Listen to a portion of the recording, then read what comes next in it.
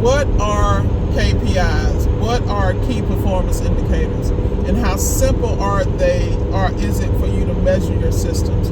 So a lot of you guys are out here running wild and running crazy and still don't have enough paper at the end of the week. Your parts are out of control. Your returns aren't in place. All the stuff you should measure. So the first thing I do is I like to count the bag. Okay? The bag inspires me. Everybody got their inspiration.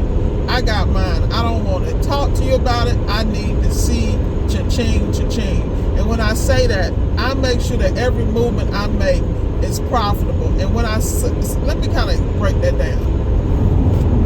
I like doing tickets, making sure that stuff is going to hit the bank.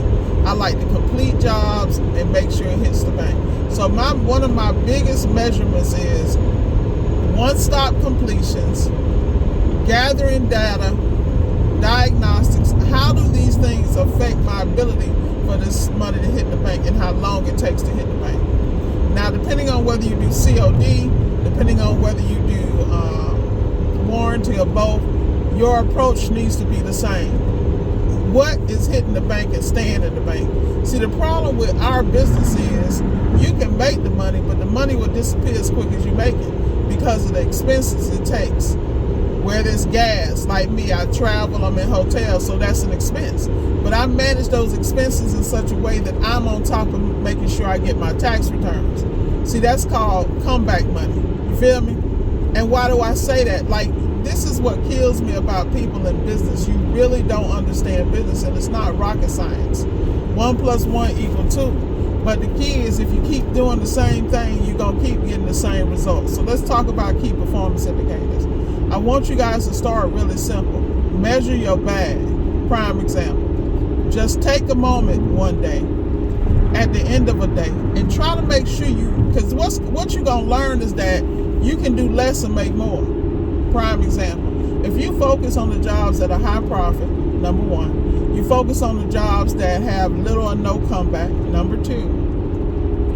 Number three, you look and you focus on the jobs that you can get in and out with little or no repercussions. And what I'm saying is you don't want to go on the job and do so quick that the customer don't want to pay you, because some of y'all kill me with that. Like, I watch guys run 7 to 10 calls a day, and I'm thinking, you come in my house for 10, 15 minutes or 30 minutes and want to charge me $450 to $500 for a job, I'm going to look at you like you're crazy on the common side of the world. Now, because I'm waiting on it to break. I'm waiting to snap. I already got BBB, Better Business Bureau, on speed dial. You mess up. Like right now, I'm dealing with a situation with a sub that I had asked to do something, and they did something grimy. But it's okay, though. I'm good with it, though, because one thing about me, I like the truth. As long as you tell me the truth, I can deal with that, because I understand life happens. You can't show up to a job, say, you know what, Miss Ward, I apologize, boom, boom, boom, especially if I done prepaid you. You know, at the end of the day, it's really a test, because I'm doing multi-million-dollar business. I ain't doing damn 1,000, 100,000. My goal is 100 G's a month. That is my ultimate goal in every situation. And people who don't know me, they don't understand.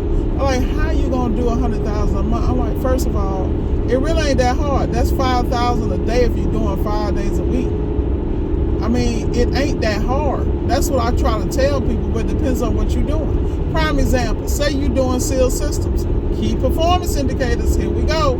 Seal systems, say you're doing your seal systems for $1,500, $2,000 a job. My seal system jobs at this point are $2,000 and $2,500. So if I do 2 or 3 jobs in seal systems a day, I'm at $5,000 to $6,000 easy, and that's 5 times a week. Like, really? They like, well, where are you getting it from? Like, y'all worrying about the wrong stuff, because what I'm trying to get you to understand is that if you put the systems in place, it will come, and you'll be able to pick and choose what you want to work on. But that goes back to coaching. And then you got to be listening, and you got to apply it consistently. Most people aren't successful because they don't see results quick enough and they get frustrated. Well, that's because you're trying to hit a quick lick. Ain't nothing quick. You have to be consistent, and then you have to change the nose of the plane as you're going. This is why you have to be boots on the ground so you can pivot and adjust as you go. That's part of y'all problem, is y'all don't have the patience to look for the results or don't have the right measurement for the results. That's what killed me, how people get out here. Like, I was just talking to one of my students, and I remember he reached out to me because he had started making some money in plant repair and quit his job too damn early and got stuck, but he talked to me. We were able to pivot and get him right, and like I said, he killing the game today in multiple areas of his life, and just not appliance repair.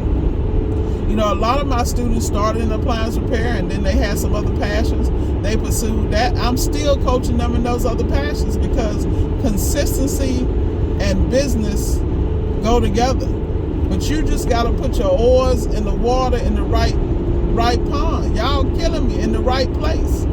I mean, y'all read the Bible. Remember when Jesus was talking to your boy Peter and told him to cast the net on the other side? See, y'all out here playing. Everybody fishing in the same pond, and you wonder why you ain't winning. Your ass ain't winning because you ain't consistent, number one. Number two, you not paying attention to the signs. You waiting on the brook to dry up. That's one of the biggest things I preach. If you can't pivot and don't have a skill set, ability to raise you above, put you above your competition, then you gonna lose. That's what I'm saying. It's nothing wrong with fishing with everybody else, but how does your product stand out against everybody else? Going back to our key performance indicators. So number one, measure your bag. Measure your parts. If anybody knows, these parts are getting a lot more expensive. Some of these things are doubled and tripled in price because they understand the law of supply and demand. Do you? I understand the law of supply and demand. If the demand is high and the supply is low, you better damn charge accordingly. Prime example, figure it out.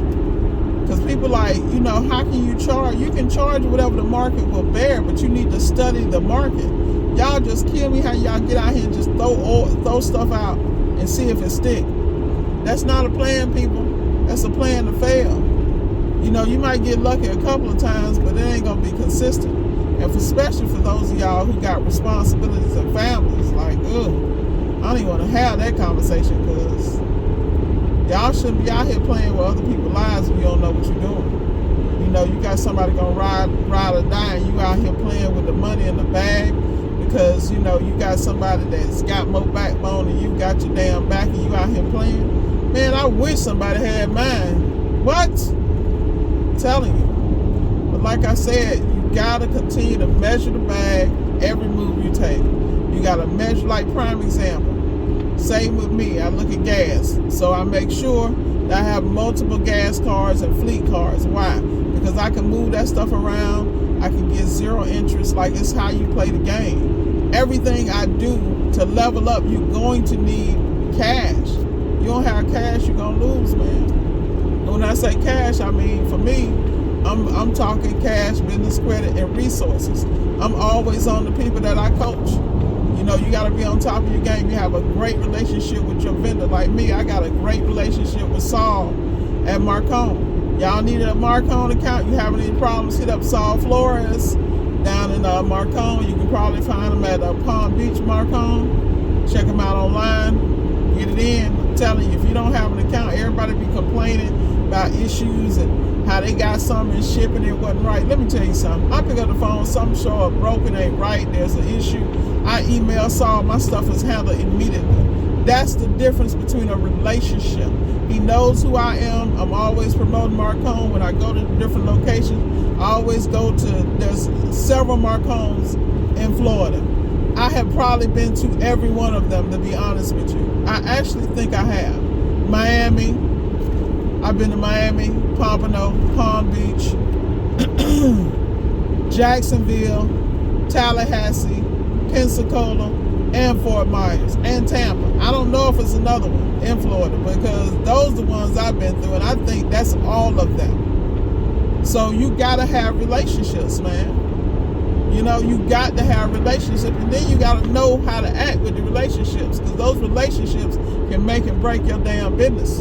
You know what I know. And you got to be on top of your game, man. There's people out here in the world, man, that's out here playing. Get your relationships right. Get your relationships right.